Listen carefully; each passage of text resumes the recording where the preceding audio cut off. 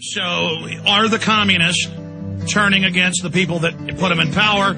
Are they even communists? We'll be right back with Webster Tarpley. We'll be right back. We know the banks are the ultimate communists. It's Alex Jones and the GCN Radio Network. All right, we got phone calls coming up in the next segment with Webster Griffin Tarpley. I'm Alex Jones, 1-800-259-9231. Ladies and gentlemen, here is the secret documents. You can go up to Infowars.com. We have links to this document. U.S. intelligence planned to destroy WikiLeaks. And they were sent the secret NOFORN 32-page U.S. counterintelligence manual. And this is from February 2008. And they describe the Internet as an enemy weapons platform, as WikiLeaks, a terrorist group, insurgents. It says an online reference to foreign intelligence services, insurgents, or terror groups. And this is up on WikiLeaks. Now, what has WikiLeaks been releasing? 2 weeks ago it came out in Utah that the Pentagon was watching U.S. citizens in non-terror-related cases. Illegal. WikiLeaks got documents. They confirmed they're real. WikiLeaks put out the White House memo, the Downing Street memo, that was released by MI6, where Bush was, in there, we got to fix the intelligence. We got to lie about WMDs. It's come out that Dick Cheney wanted to blow up U.S. ships and blame it on Iran.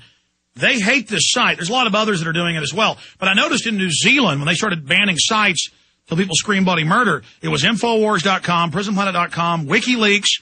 We don't even post these documents. I'm not getting into those waters. But we support those that do if it's exposing crime. And they're now saying that it's a weapon system. Here's the BBC. U.S. plans to fight the net revealed. And they're openly saying that they're building all these NSA centers to spy on everything the American people do without warrants. And we've got Cass Sunstein saying, get rid of the free Internet. We have Wired Magazine headlines, cybersecurity ends open Internet. Webster, I think people need to realize this is really happening. They're really preparing to censor the web. Why? Desire of totalitarian figures like Cass Sunstein to impose what used to be called prior restraint. In other words, they would like to censor what you put up there before you can put it up. And, of course, prior restraint is totally alien to the American tradition. But the other side of it, of course, is cyber warfare. And I think this is maybe worth pointing out.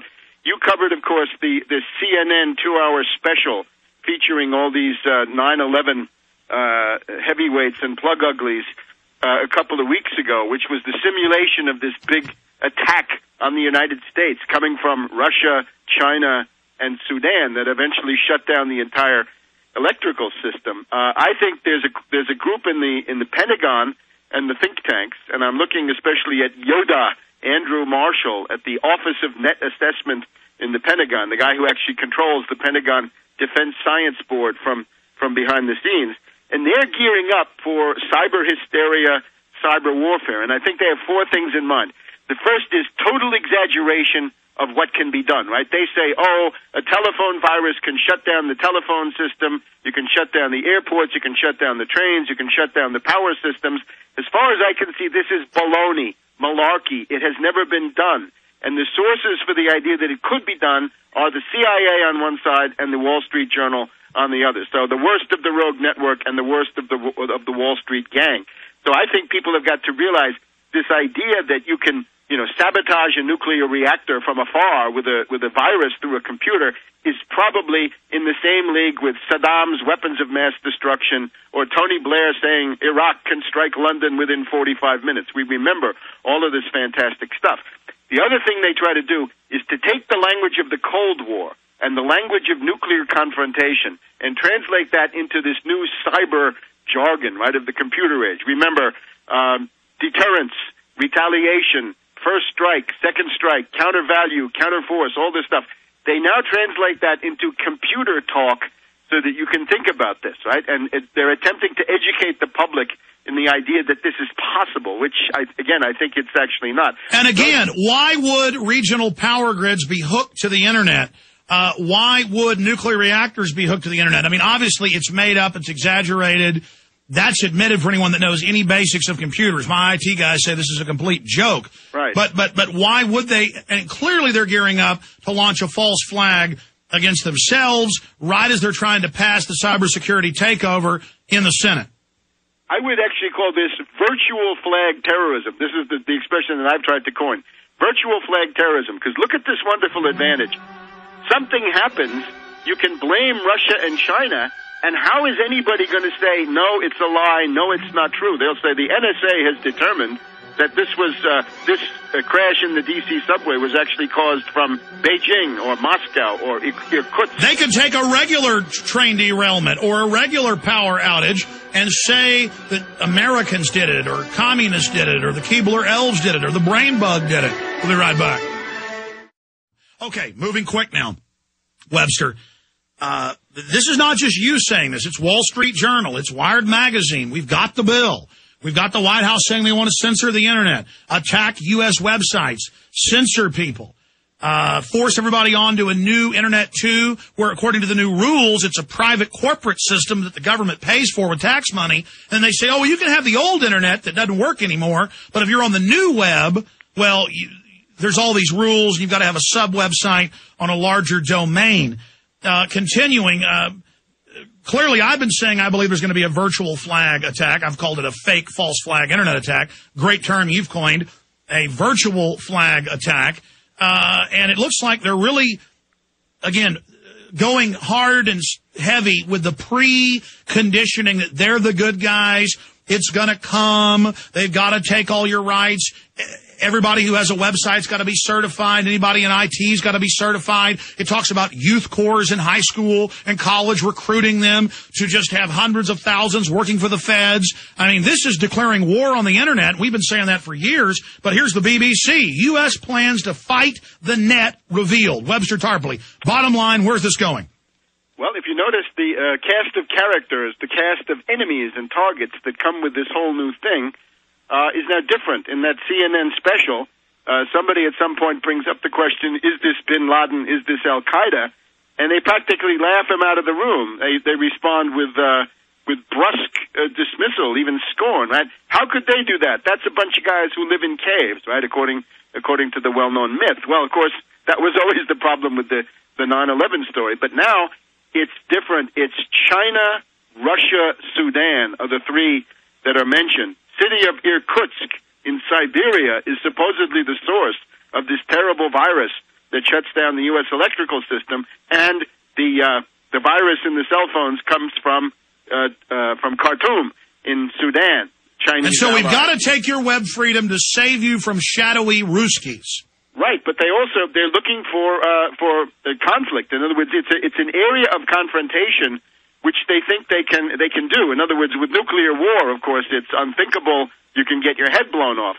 But I think the idea is spreading at Booz Allen Hamilton and the National Security Agency, and in this Defense Science Board and the Office of Net Assessment of Yoda in the Pentagon. This is something you can do. It's not unthinkable. It's going on all the time, and you can blame anybody you want. Right? Google blames China. Where's the proof? There is no proof. China denies it. So how do we know?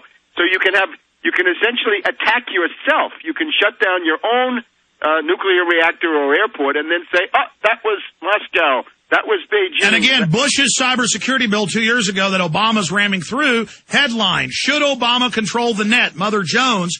It's designed for them to shut the web off, and they're saying, we may have to shut the internet down to save you right at the time when the internet is fully unmasking the bankers. Right, and Obama personally kicked this off last May with a speech where he said, I haven't revealed this yet, but my own websites, my campaign websites, were attacked by hackers during the election campaign, and I had to go to the CIA, the FBI, and the NSA. So in a certain sense, you can say the Obama websites, right, all of those famous websites that he has and still has, that these are essentially under the aegis of the National Security Agency and some of these consultants. So it's an absolute mess, and people need to fight back. You have to remember, the First Amendment lives through us.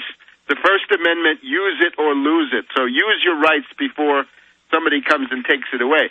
I would say more broadly, the impetus towards police states and dictatorships comes from the economic realm. In other words, it's the economic breakdown crisis that allows governments to think that they can take people's rights away. And I think Webster, that's my next issue. I want to get in with you before we leave. I want to have you cover that before the show's over here. But I want to go to some calls now because I always forget and never go to them. So we're going to take 5 calls quickly, and then we're going to look at the economic realm. Everything you talked about now coming true in spades. U.S., UK move closer to losing rating, Moody's says Bloomberg. Now, what does that mean for a layperson out there? What does the death of the dollar mean? But the globalists are saying they're going to have a coordinated G20, G24, there's really 24 members at these meetings, devaluation of currencies simultaneously.